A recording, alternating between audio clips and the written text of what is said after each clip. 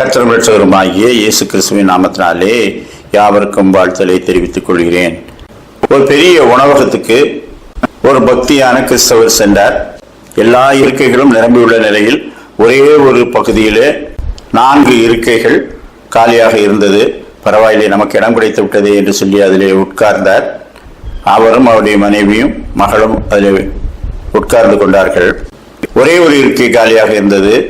ஒரு மனிதர் அங்கே வந்து நான் அதிலே உட்காரலாமா என்று கேட்டார். சரி, உட்காருங்கள் என்று சொல்லி அவரை சேர்த்து கொண்டார். உணவு பரிமாறி இவருடைய டேபிளுக்கு வந்தவுடனே இவர் தலையை குனிந்து, ஆண்டவரே, இந்த உணவை தந்ததற்காக நன்றி என்று சொல்லி கர்த்தருக்கு ஸ்தோத்திரம் செலுத்தி முணுமுணுத்தார். அவரோடு சேர்ந்து மனைவியும் மகளும் சேர்ந்து ஜெபித்தார்கள். அதை பார்த்து கொண்டிருந்த அந்த மனிதன் சொன்னான், உங்கள் தலையிலே ஏதாயிலும் பிரச்சனையா அல்லது உணவிலே ஏதாயிலும் பிரச்சனையா? 3 பேரும் கீழே குனிந்து என்ன சொன்னீர்கள் என்று கேட்டான். அவனுக்கு தெரியும் அவர்கள் ஜெபித்தார்கள் என்று. ஆனால் கிண்டலுக்கு கேட்டான், நாங்கள் கர்த்தருக்கு நன்றி செலுத்தினோம், இந்த உணவை அவர் தந்திருக்கிறார் என்று சொன்னார்கள். அவனை பார்த்து, நீங்கள் நன்றி சொல்வதில்லையா என்று கேட்டார். அவன் சொன்னான், என்னுடைய உணவுக்கு நான் காசு கொடுக்கிறேன், என்னுடைய சொந்த சம்பாத்தியத்திலே இந்த உணவை வாங்கி நான் விரும்புகிறபடி சாப்பிடுகிறேன். இதில் நான் யாருக்கும் நன்றி சொல்ல வேண்டிய அவசியமே இல்லையே. நீங்கள் ஆயிரக்கணக்கான மக்களோடு மந்தையை போல எல்லாரும் நன்றி நன்றி என்று சொல்லுகிறீர்கள். என் வாழ்க்கையில் ஒரு நாளும் நான் நன்றி சொன்னதே இல்லை. எனக்கு என் மீது நம்பிக்கை இருக்கிறது என்று சொன்னார். உடனே இவர் சொன்னார், ஆம், நீங்கள் சொல்வது சரிதான், நீங்கள் நன்றி சொன்னதே இல்லை. என்னுடைய வீட்டு நாயும் கூட எத்தனையோ முறை உணவு கொடுத்திருக்கிறேன், ஒரு முறை கூட அது எனக்கு நன்றி சொன்னதே இல்லை. அது அதனுடைய இயல்பு என்று சொல்லிவிட்டு இவர் உணவை புசிக்க ஆரம்பித்தார். அப்பொழுதுதான் அவனுக்கு மண்டையில் அடித்தது போல் இருந்தது.